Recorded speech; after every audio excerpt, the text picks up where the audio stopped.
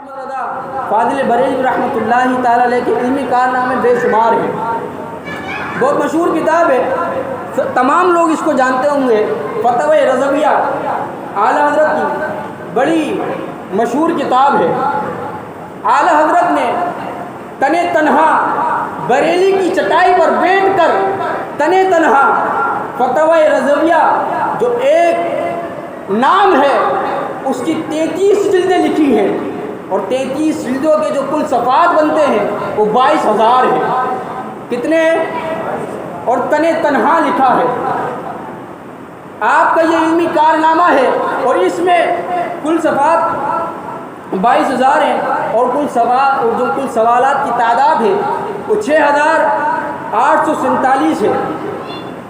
جو آپ کے جید دور کے علماء تھے نا، جو آپ سے جو لوگوں نے سوال کیے ان کے آپ نے جواب عنایت فرمائے ہیں.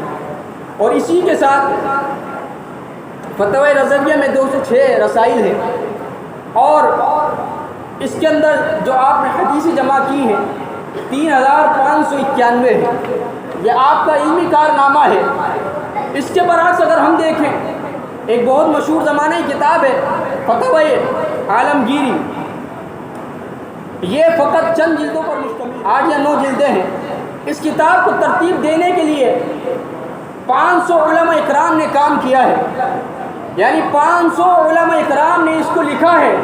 لیکن اس کے برعکس امام احمد رضا کا حافظہ دیکھیں کہ امام احمد رضا نے بریلی کی چٹائی پر بیٹھ کر کچے مکان کے اندر 22,000 صفحات مرتب فرمائے ہیں.